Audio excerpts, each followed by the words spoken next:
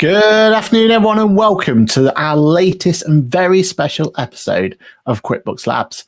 QuickBooks Labs are a fortnightly podcast designed to be the place for you to learn all about the worlds of QuickBooks and other accounting software.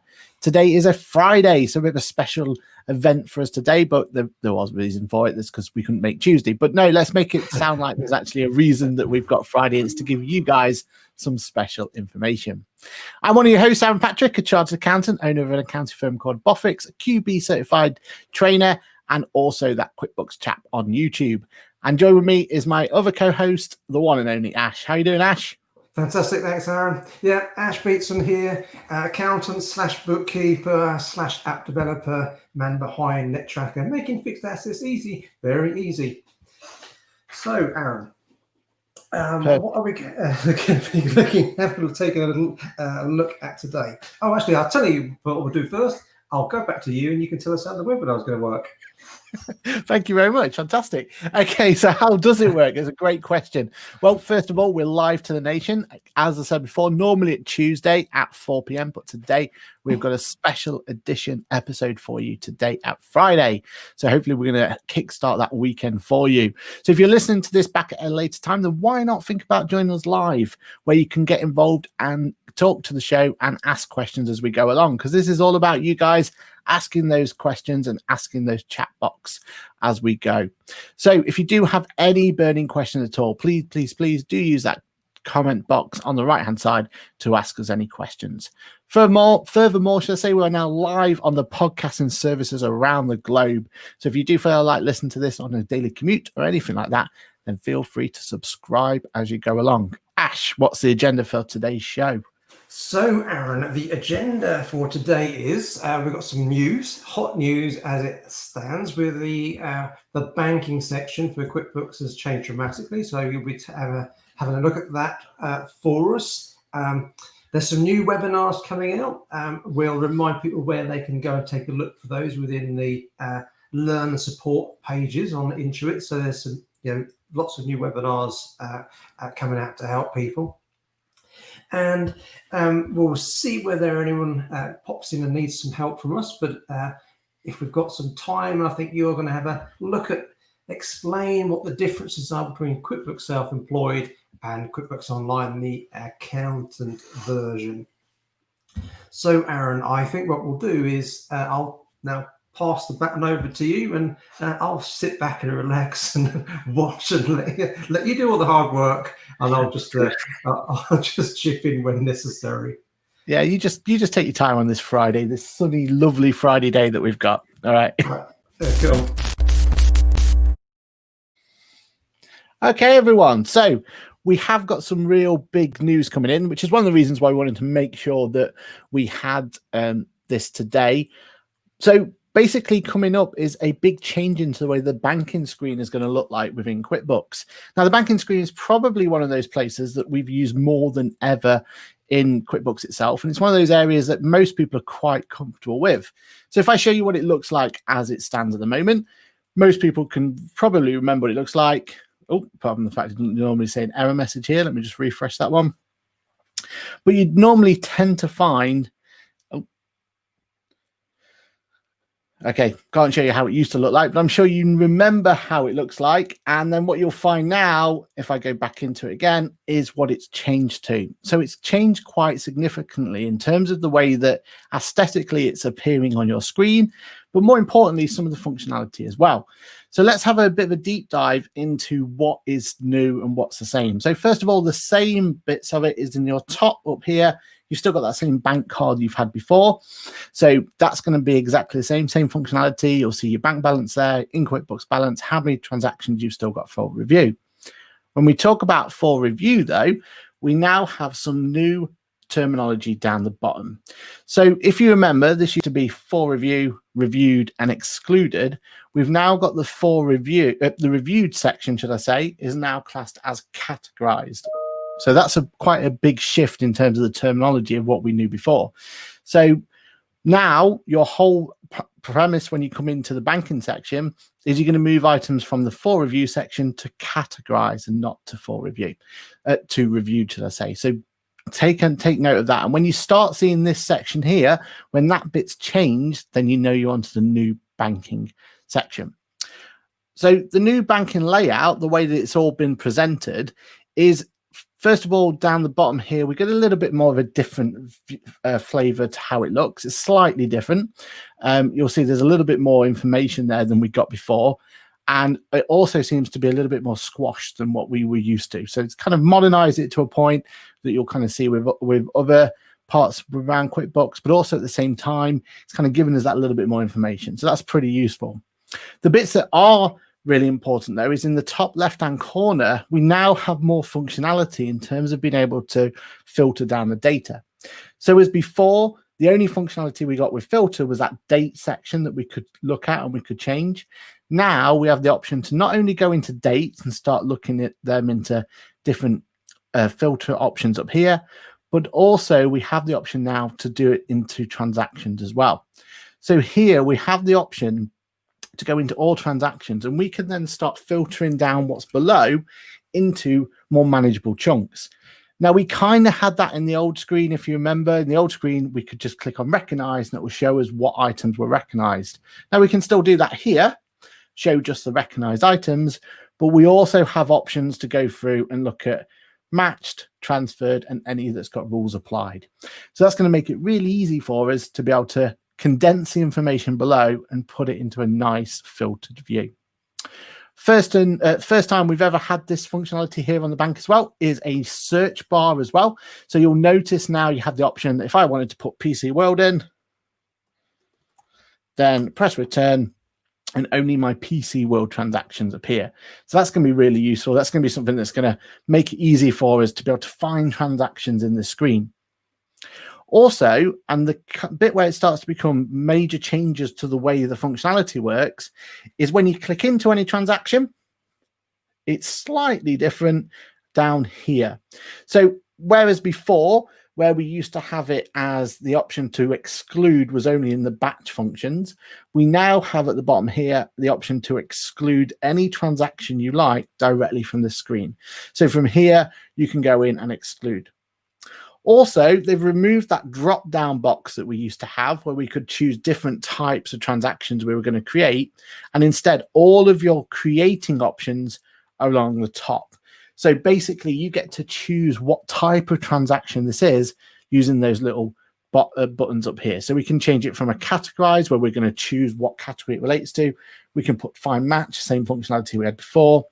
Or instead of having to change that drop down box and put it to transfer, it's now recorded as a transfer here, or we can record as a credit card payment just here as well. So it gives us that functionality of what type of transaction along the top. And then once we've decided the transaction, it changes what view we have below the bottom. So that's really quite different to how we had it before. If you remember before, as soon as you said add or find match, when you were in add section, you then had to choose what type of category using the drop-down box to go from there. We now have the option to exclude, which I said before. So that's quite significant. Before, exclude was a bit of a barrier to entry, if you like. You had to be able to exclude something, you had to physically go in, match, use the batch actions, and then go from there. Speaking of batch actions, that's changed significantly as well. So nowadays, before when you wanted to batch, you would have to tick on your items and then it would actually use a drop-down button. Now you'll notice as soon as you tick on any of the items down the left-hand panel, then your batch actions options all appear at the top. And the terminology is slightly changed as well. So now they're called accept, which was before. Then we have update and exclude. So update gives you the option to actually update the transaction, just like we had when we had in that batch before, when you could update the transactions. And then we've got the option to exclude as well. When we do press update, we're still given the same screen we got before. So we should still recognize how this screen looks like, but it is different to what it was. And one of the nicest bits that you can do now through that batch functionality is you can change what type of transaction it's going to do or what the transaction's going to become. Before, when you had a mixture of different transfers and add-in of transactions, when you tried to batch action, it used to bomb out on you and used to give you an error message. Now you get the option to go in and change it just here, which is actually a really nice feature. It's going to make things nice and quickly easy for us. So the batch options has completely changed in the way that we would use it before. And actually, it's probably for the better. It's given us more functionality, and it's a little bit quicker and probably a little bit more easier for new people to understand of how that functionality works. Because I think batch actions historically has been something that people have been a little bit confused about exactly how it works. So now we've got a better way of doing it. So you're absolutely right there, Aaron, because what I love then is that that batching of the transfers. That was such a pain before, because the only way to get around it was to make sure you got rules created. Exactly. Because you could never do a batch of a transfer. So that's great. One thing I wouldn't mind you just having a little attempt on, because this is just a little test file you'll use. It's not any live data, is it? No. What happens when you do actually, choose to click on exclude? Oh, brilliant. Yeah. So if I wanted to exclude these items I've got here, then literally, in fact, we'll just get rid of them ones and press exclude. They just go. So there's no confirmation. Yeah. Do you know what I think should be there? Go for it. So this is what I would do if I was an app developer and I decided to put that feature in. Now. If you're obviously going to exclude something, I think a little warning should pop up there to say, "Are you sure you want to exclude these?" Definitely. Because quite often, and you'd be the same, Aaron. You run loads of QuickBooks classes, and you ask the question, "Why do we exclude an item?" And everyone thinks, "Oh, because it's for personal use or whatever." And we know that that's not the case, because we only want to exclude those things, because it's a duplicate entry. So, I think maybe I ought to pop a little note in there, give some feedback, and say, not too. And remember where you go to feedback, everyone. The top here, feedback.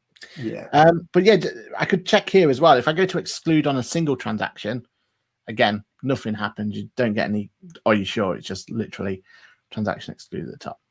Yeah, and that can sort of throw your bank rec out then, can't it? When you go to reconcile the bank, I don't know why my bank doesn't agree. Been there, done that, got the t-shirt. Some other quick changes as well. Actually, quite a significant change, and something that I think is I can't believe it's not been thought of before. But in your list cog on the top right-hand corner over here, you'll notice that we have the same columns options we've kind of always had. Editable date field, which was there, it was just hidden away. But there's one or two options here that are brand new. So one of them is show suggested rules. So that's a really useful feature. Now, what that means is, if you remember in QuickBooks, if I was to add two of the same things, so here I've got PC World, and I'm going to computer running costs. I'm happy that it's a categorized transaction, so I press add. When I go and add another transaction, it's exactly the same, and I do it repetitively. Then as soon as I press add, I get a suggestion for a new rule to pop up. Now, this screen itself has slightly changed just by the fact that they give you less information than they ever did before. So all it says is PC World always computer running costs and tells you payee. But this screen here that we've got now, we now have a choice if we want this to appear. If this is frustrating to you or it's not relevant for whatever reason, then if we were to turn off, so if I come out of here and turn off this button here where it says show suggested rules, then it won't prompt you to bring that through. So that's just a choice for you. One that is a little bit more important, though, in my opinion, and actually really useful, is this groups option here. So you turn on grouping. As soon as you turn on grouping, then it starts putting all the transactions into particular groups for you. So we can have it, as we can see here, we've got date options. Or if I go into description, it's going to put all my descriptions together in nice little groups. Or I can do category and match, and it will go through what category matches it's found, and you go through there. And if you couple that with your batch, the new batch workings, you can even tick on motor running, and it will just click on all of those for you. Then it's going to be a really quick and easy way to be able to deal with masses of data. The other thing they've brought in as well is just quickly back on that. Here is they've now increased it to 300, which I think is an improvement there. I can't remember it being that high before, but I'm happy to be told otherwise. What do you think to that, Mash? I like that grouping of the categories. I do like that. So when you quickly showed me this the other day, I thought, oh, I was slightly blasé about it. It didn't sort of blow me away. But actually, now I've seen that, I get it. So yeah, that's pretty cool. Yeah. I like that. And you can do it by payee description. There's all sorts you can bring in, but you know, now we've got that new fancy way of using your batch actions. I think you've got a real quick and easy way of just being able to tick things through and accept them, move on. And you know what it's like. It's all about just making sure that you can quickly get data in there as quick as possible. Yeah, so yeah, sorting by the name and then being able to just quickly click on the one name. Yeah, that's a nice touch. Definitely. Yeah, I'm really liking this. So this new update, then, from what we can tell, no one will give us an official yay or nay to it yet. But it seems to be around about 10% of the clients out there at the moment have got this particular functionality. So it's just something to look out for. At some point, we're all going to be on this new view of it. We won't be on our old view anymore. So it's just being aware of it when it comes through. One other update, just remembering as well, when you get a bank error now, so I've not got one on this particular client, but if on this file, but if you do get a bank error now, you will notice the bank error itself will actually also appear in the top right hand corner. So when you've dealt with it, say the bank error was, I was unable to import this date range or whatever it's going to be, it's then going to start appearing at the top here. And it's almost like a history for you as well. So not only can you go back and see what bank errors you may have had in the past 30 days, whatever it's going to be, more importantly, your accountant can see that as well, or another user can see that. Because what used to happen is the first user to come in and see that bank error would read the bank error and either deal with it or dismiss it. And then there was no way of retrieving that bank error back up again. So this is just a way for us to be able to bring that back in. So I think that's quite an easy way and a simple way of being able to bring that in. Cool. I'll tell you what, Aaron, while you're in there, there's another, not to do with banking. Have you finished your stuff on banking? Yes. Yeah. That's all of them. Yeah. So we stumbled upon a little update last week, didn't we? When I was running a course, and while you've got your screen open. Yeah. Within our accountant's tools and reclassify, we've got an extra little option in there. Or do I though on mine? Because I don't know if I've turned on classes, but let's have a look. Have you got any transactions in there? I don't think I have. In fact, let me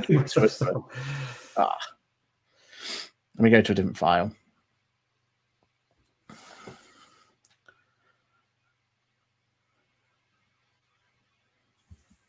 There we are.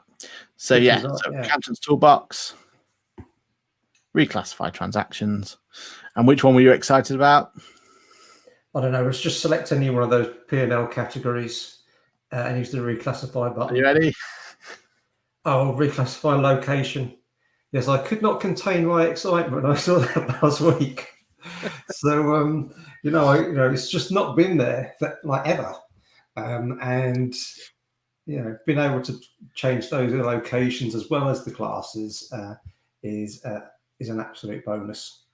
And it was always an odd one, wasn't it? It was one of those where there never seemed to be a reason why you couldn't change it. It was class to me seemed like a more tricky one if it was a limitation in the software, whereas location it was odd, wasn't it, how you couldn't change it?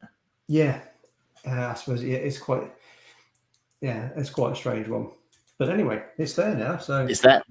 Can't contain our excitement, can we, for that one? No, I love that. While we are here as well, as promised in, what was it, 2 QuickBooks Labs before that? I think it was about 2 of them. So, yeah. I think when we had Carl with us, we sort of mentioned it. Exactly. We teased Performance Center and told you how good it was, but actually now it seems to be live in near enough every file that we can see.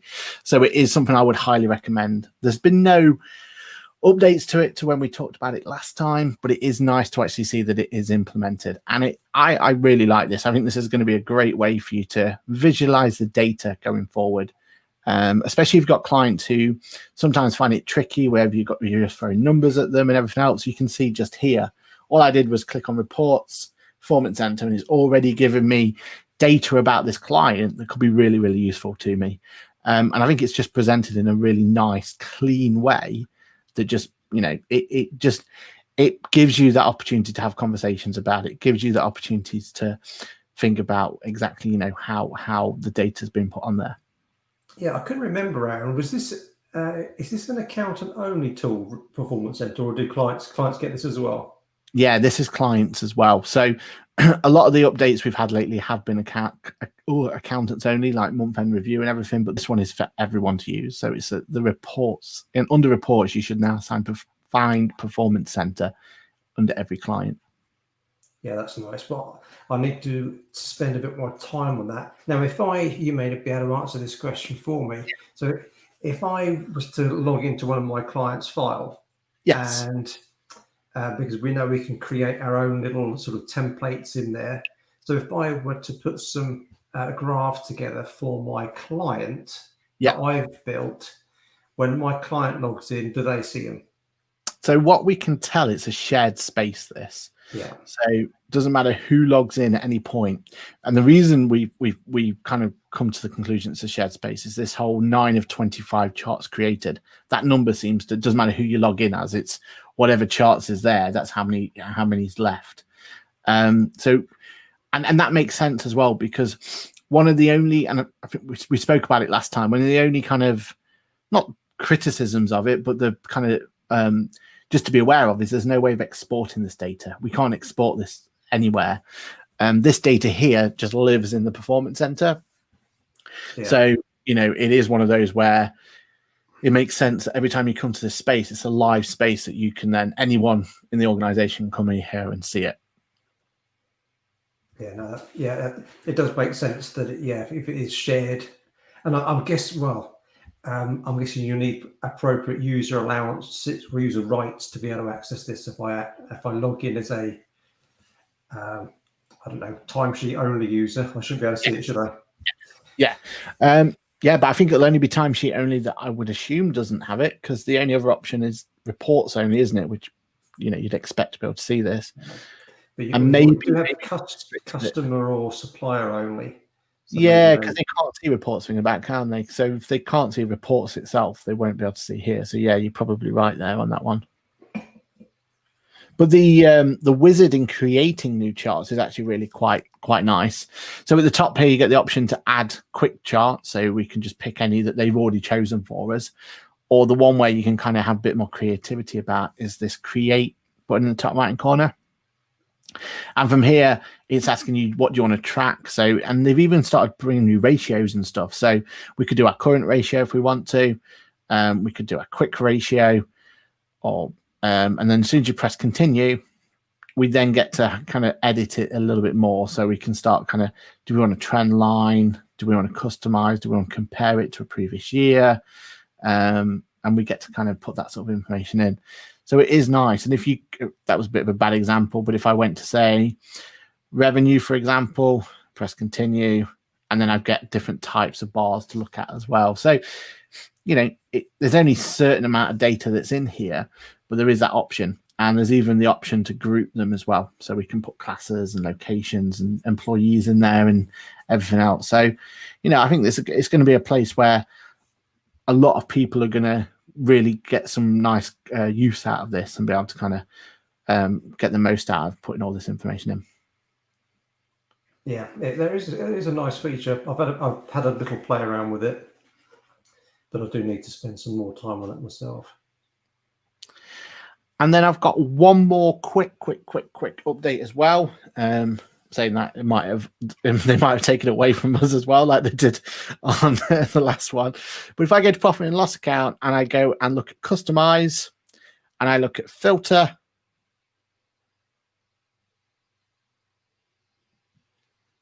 it's gone again. Okay, let me try one more time. Let's display columns as. Oh no, it's there. Okay, so it's a bit odd, but the display columns ads add now shows your tags. So you remember last week we talked about tags and how useful tags are. And at the time we said that there's no reporting options whatsoever. Well, now it's a bit, you can't quite tell what it's trying to do here. But if I was to do all dates, that for review is one of my tags I have in this file. And then you can actually put it as a reporting option and display from there. Yeah, so it's a bit of an odd one, isn't it, really? Because you can have multiple tags against one transaction. So it's not really a true profit and loss v that tag, but it's just sort of showing you where the tag's been used. Yeah, and it just doesn't. It's just because this could be it because you have an unlimited amount of tags, so you could have a whole list down the bottom here of different types of tags and everything that goes through. I think employees' expenses is another one that I've got on this one. And yeah, it's just it's showing the transaction, but yeah, I think they started to implement it, and maybe it's something they'll bring in more. Although maybe on that filter, no, it's definitely not there, is it? No. I think at one point there was a tag section down here from memory, but it doesn't seem to be there at the moment. So, but what it is definitely showing is they have the intention at least to bring tags into QuickBooks, into the report, should I say? Yeah, it does make sense because otherwise you're a little bit limited on just looking at that, within the tags section. Yeah, because it's in the banking, isn't it? And tags.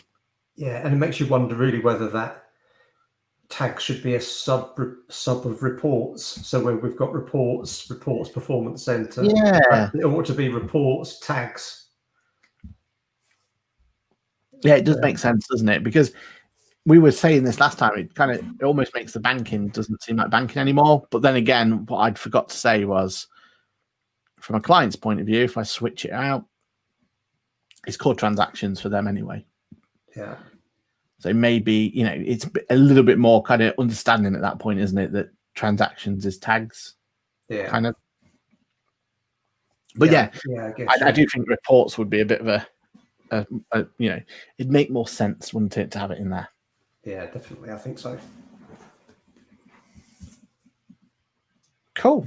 Brilliant. Anything else that of those do you want to see in any more detail, or we'll look at any further? I don't know, Aaron. I suppose what I interested in myself as well, because I know you spend a fair bit of time on looking at QuickBooks Self-Employed, and I've sort of put a bit of a downer on it. So maybe you can say, give us a bit of an overview on the QuickBooks Self-Employed, and what's good about it for some people, maybe what's not so great for others. Yeah, sounds good. All right. Okay. So QuickBooks Self-Employed. Now, one thing I would definitely say about QuickBooks Self-Employed is the fact that I foolishly felt like that it wasn't as popular as used, or I think in my opinion, if you like, I wasn't thinking it was as widespreadly used as it was. But the more we kind of get involved in QuickBooks Labs, the more involved we're in with our YouTube channels and community and everything else that comes with it, the more we've realized how much of a use that QuickBooks actually is at the moment. QuickBooks Self-Employed is.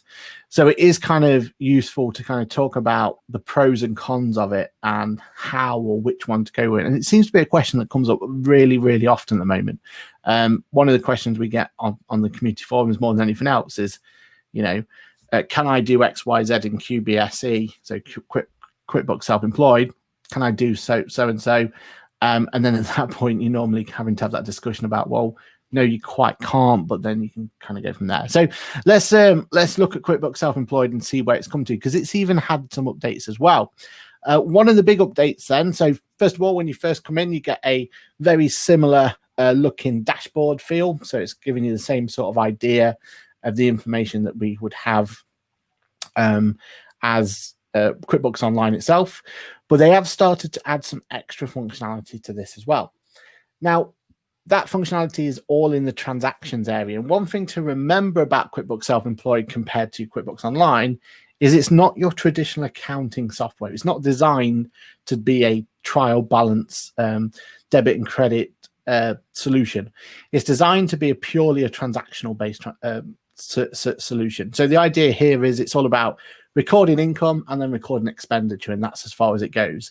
There's no real way of being able to reconcile or make sure your bank account's correct or anything like that, because it's not running those balances for you. All you're really going to be using this for is recording every income versus every expenditure in your particular business on a cash basis. So transaction. Aaron, so I'm right in thinking, so there's no balance sheet here, is there? No, not at all on this one, which it kind of makes sense for the type of client it's for. And I think that's the important bit, isn't it? It's about making sure that whoever uses this kind of understands the limitations and understands the benefits of it. And if you fall in that category where you get 12 invoices a year, X amount of expenses, it's perfect for you, isn't it? It's kind of really, really straightforward and simple. But yeah, you just got to be remembering that and kind of go from there. Cool. So as I bring in the transactions then on here, think of the transactions area as basically everything you throw into QuickBooks itself. The idea here is this is all the transactions that have come in and bringing the transactions in to QuickBooks or QuickBooks Self-Employed. And the idea is that you throw the transactions at it, and just like QuickBooks Online, you then get to decide what that transaction is. So is it, well, one of the main differences is the first thing is it business or is it personal? Once you decide if it's business, if it's personal, if you go for business, then you just need to choose what sort of category it's going to be. But the thing that they have added here, and you can see the extra functionality, is they've they've added, along with QuickBooks Online, they've added tags as well. So now tags, like it is on QuickBooks Online, that's now part of QuickBooks Self-Employed as well, which is a bit of a shock when it first appeared there. So the idea of these transactions is just like you had with QuickBooks Online, you can connect your bank account up. So in the top right hand corner, just go straight up to there. There's the option down here of being able to either import transactions, so you can download a bank statement of CSV and import it in, or you have the option of actually download or connecting your bank account as well. So you can add a bank account directly to here so that it starts bringing the information in. And just like we've got here, all these transactions start flowing through the system. Now, the idea then is, as I said, is about going through and then finding a transaction, and it tries to simplify it as much as possible. So you've got money in and money out. When you've got money in, you just literally need to choose if it's business, personal, if it's a split between the two. As soon as you say if it's either business or personal, so if I went for personal on this one, then that's fine. It's just classed as personal income, and you get to choose add rule. And then if you choose if it was a business, then you get to choose what type of transaction it is in the right hand side, and you get to choose what type of the transaction is going to be.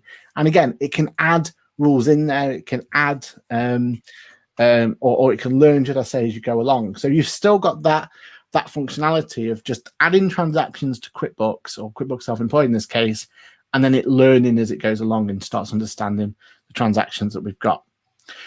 And the idea then, as we go and see all these different transactions and stuff, is that as soon as you go through and find them, you can go in and split them and put the transactions in, and as you were before. And you get the option to add rules, and you get the options to bring it in.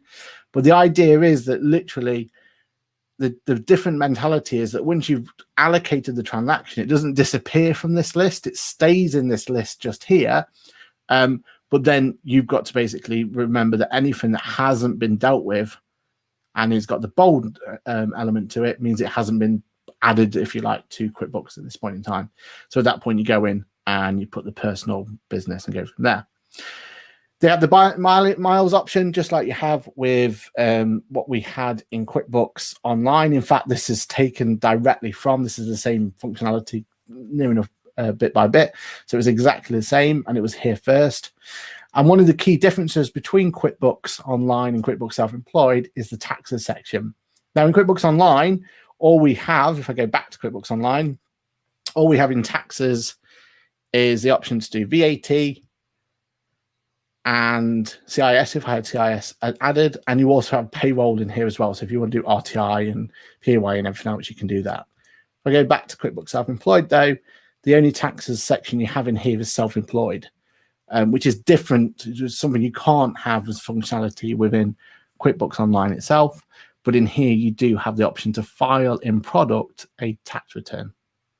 Yeah, no, I always think this is a bit of a shame, actually, that you can't do this within QuickBooks Online.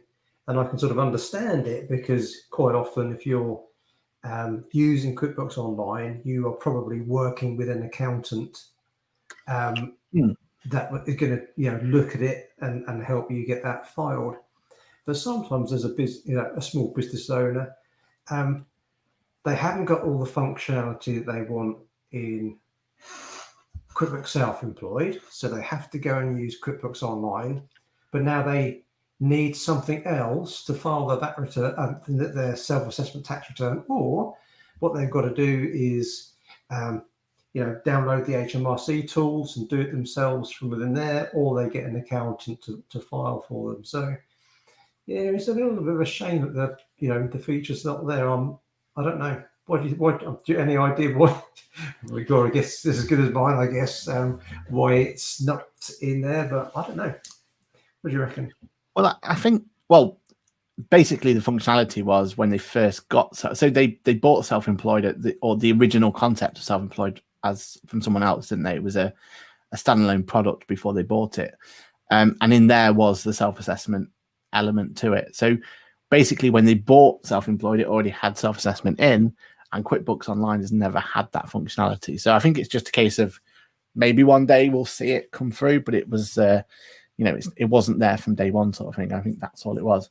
But I think your trick or the big issue you have in QuickBooks Online is the fact that you don't really choose things as business and personal. It's not asking those sort of questions, is it?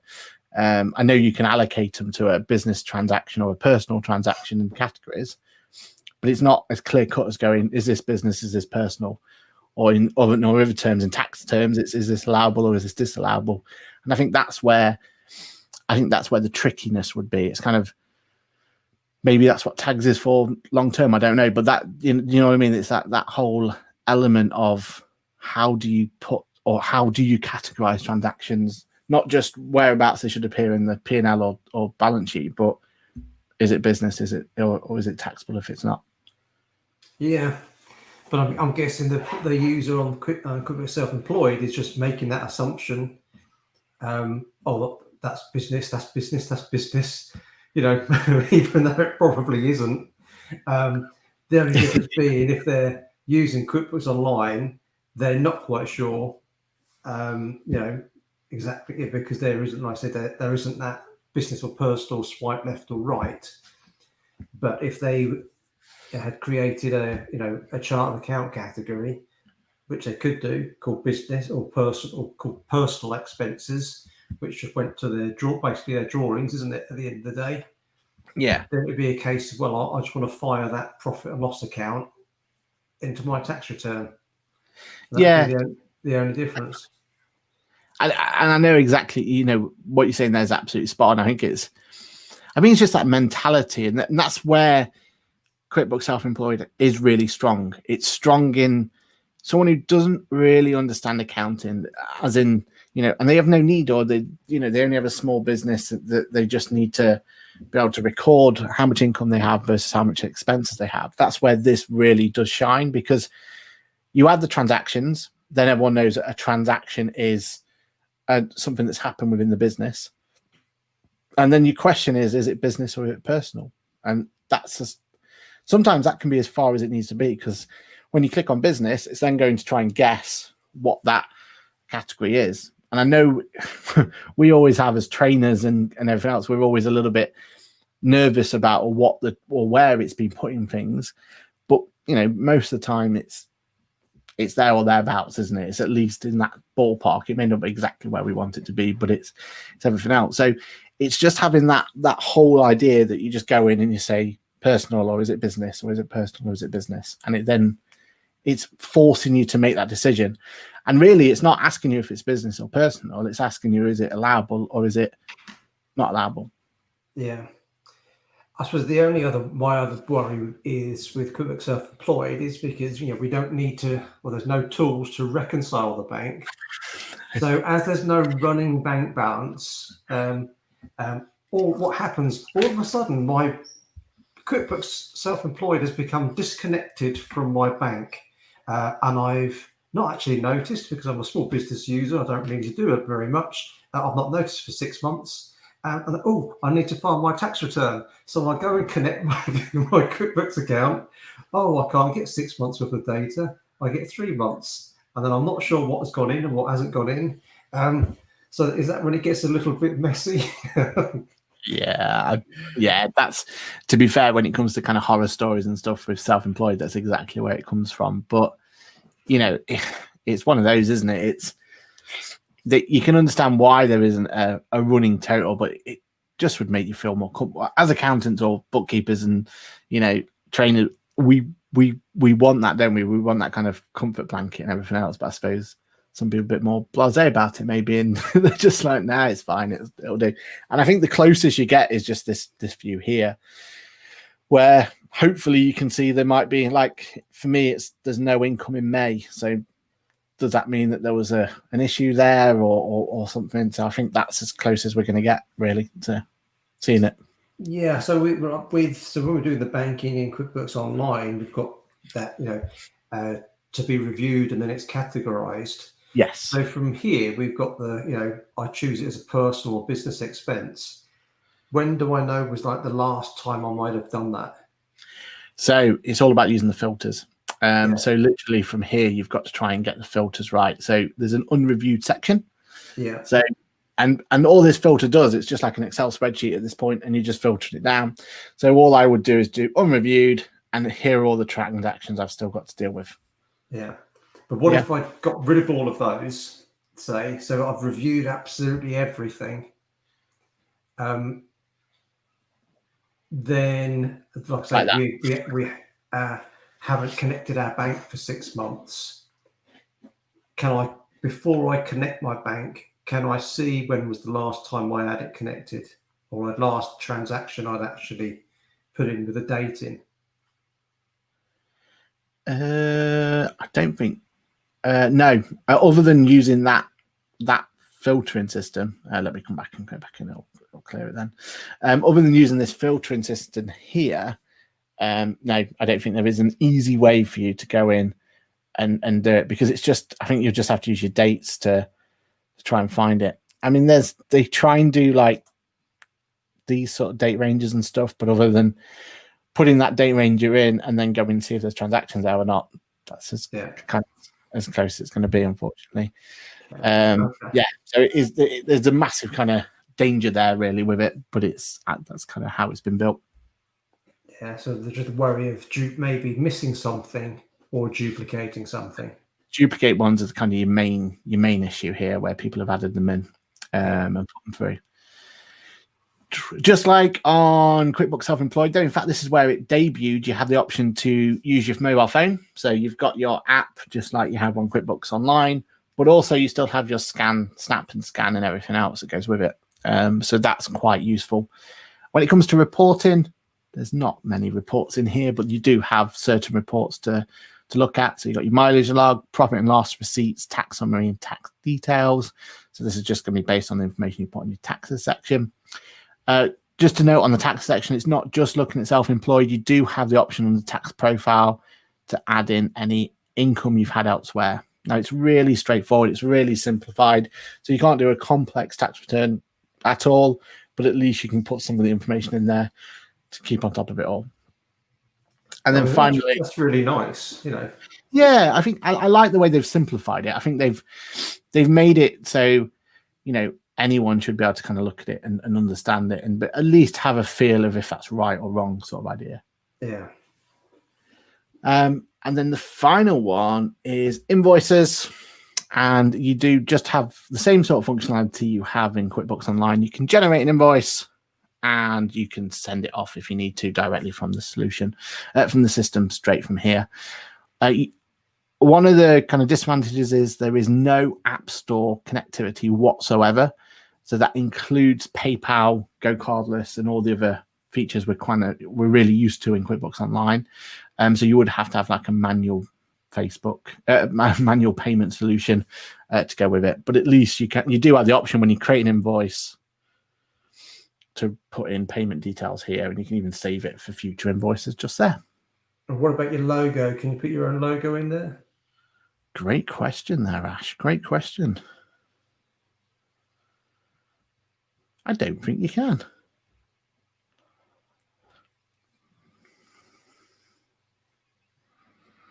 Doesn't look like it, does it? There's no no, there's no options to bring in a logo whatsoever. Just check one more time. Yeah, there's nothing on there. Yeah, no, it's very, very vanilla, isn't it, and plain, but yeah. Okay, yeah. Edit work info. Oh, you can put a logo. Yes, yeah. So yeah, one or two, you can bring in your logo there. Let's bring it in. Do a quick plug.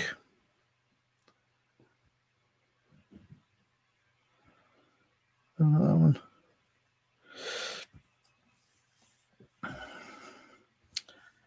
Hopefully that'll come through.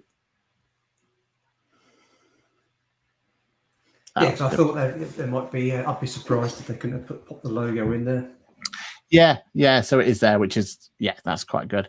It's strange the way that because there's no well, I suppose it's not strange, is it? It's how it should be, but there's no categories at all. So you don't put it in. You just put what you've sold. So IT service is one of the ones I had here, and you're saying by hour, by item, and then you just put new items in there, add to invoice, and all you do is just keep adding lines.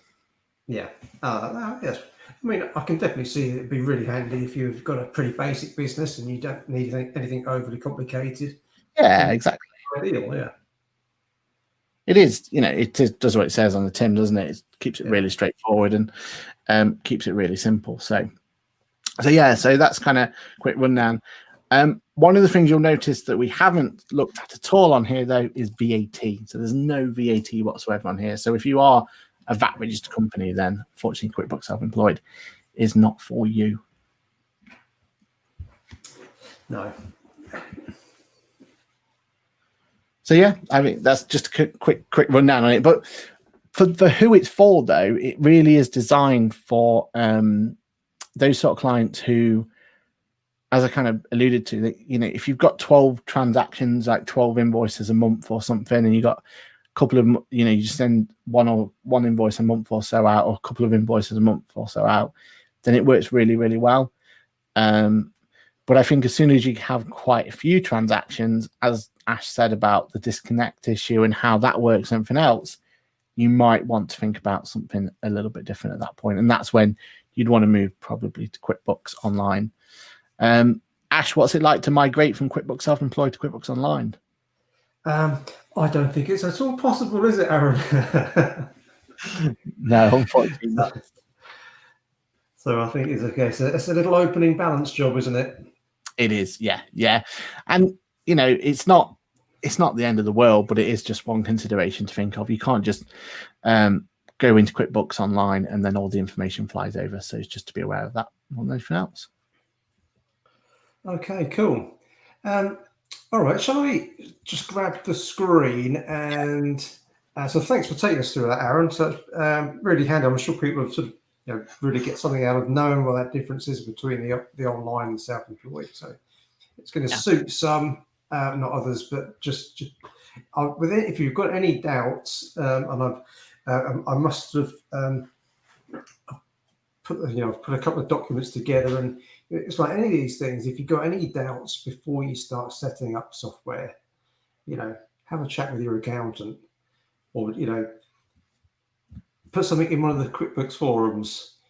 Is this going to be any good for my business? Because what you don't want to do is spend 3 days doing something or longer and then realize, oh, actually, I've just wasted all of that time setting something up and looking into it. It's absolutely no good for me whatsoever, because, I've started playing with self-employed. Oh, but I realize I'm VAT, after you've sent some invoices out, you're VAT registered, and it's absolutely no good for you.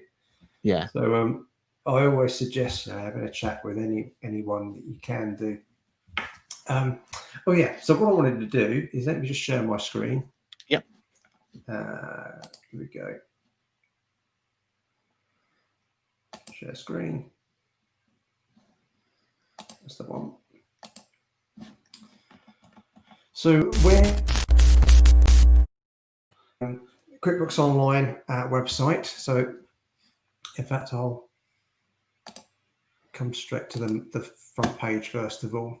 So if you go to quickbooks.intuit.com, or if you just put quickbooks.co.uk, you'll end up at the same website. I mentioned right at the beginning, there's loads of new webinars that are coming out all of the time. If you go to the Learn and Support tab, just towards the right-hand side, and then underneath, what this is to me, and then underneath QuickBooks Online, you have webinars.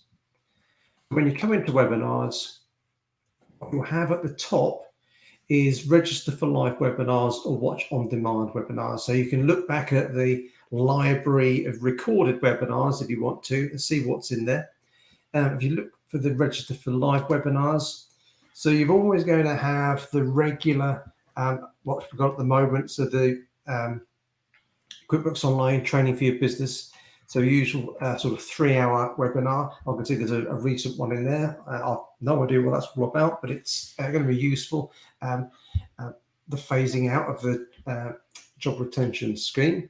We've got some new ones in there, which Aaron's been helping to write, which is the margin schemes for VAT. And there is another one. It's not on this website at the moment, so it should appear here anytime soon. And it's towards the, I think it's on the 29th of September, and that's for opening balances. So, and there's going to be others being added as well. So there'll be ones for retail scheme and construction industry scheme coming as well. So always take a look on this page for Learn and Support. Look out for what webinars are coming because they're being designed all of the time. They're there absolutely completely free and they get recorded. So just to help you get the most out of using your QuickBooks. So I thought I'd just mention that one. Yeah, it's brilliant.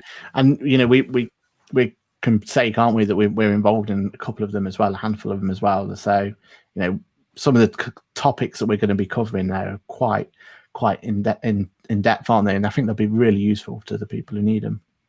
Yeah, quite a bit more meaty, you know, and more specialised. So it'd be really useful, I'm sure.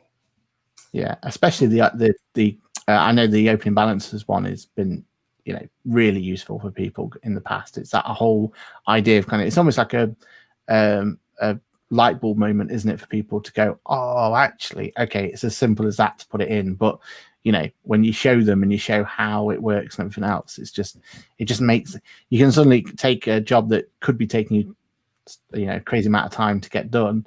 We can show you how you can basically streamline that to make it much more efficient, can't we? Yeah, no, absolutely. It's all about saving time, and you know, just attending one of those webinars can save you hours of trying to figure out how to do something. That's what it's all about, isn't it? Perfect. We've made all those mistakes ourselves. We've spent hours trying to work out how to do something, so it only takes you a couple of hours. We've gone through the pain for you, so yeah. Right. I was just trying to think of all that advert. We've done all the hard work, so you don't have to. That's it. That's exactly it. It. Anyway, I'll stop sharing my screen. And they've been fun to put together as well, haven't they? They've been. We've had some really interesting kind of chats to get them to where they are now, and I think people are going to really find benefit out of them. Yeah. Cool. Okay, I've got one more public service announcement, and then we're going to wrap up at that point. And that's just a real quick one to people who are using eBay managed payments. So eBay itself has had a bit of a change lately in terms of the way that they've they deal with money. So they've dropped PayPal. And the reason that's important is when you're recording your transactions, it can be a bit of a nightmare in terms of the transactions come into QuickBooks net, but you need to show them gross. So to make that really, really easy for you, I've provided a free template on my latest video. So if you go to my QuickBooks channel, So that's Aaron Patrick, the QuickBooks chap. There's a nice little free template on the latest video. And on there, there's a template that basically converts eBay managed payments into a file that you can import into QuickBooks. So it goes into sales receipts. And also, if you are using QuickBooks Self-Employed, like we've just looked at, then I've also done a template for that as well. So if you've got eBay managed payments and you want to bring that one in, then you can bring it in and gross up your transactions as you need to. Ash, I think that's pretty much the end of today, isn't it? If we do have any questions, we are kind of running towards the end of it. We wanted to keep it to an hour today with it being a Friday, and I know people want to get out there. So if you do have any questions, then what we'll do is we'll collate them and we'll make sure we bring them into next week's show. Excellent. Cheers, Aaron. And I think next week's show, well, 2 weeks' time or 10 days almost, we're going to go back to the Tuesday. So that's going to be Tuesday, the 29th of September, same time, 4 p.m. until 5. Until then, thank you. Bye. Cheers, all. Have a great week. Bye. Bye now.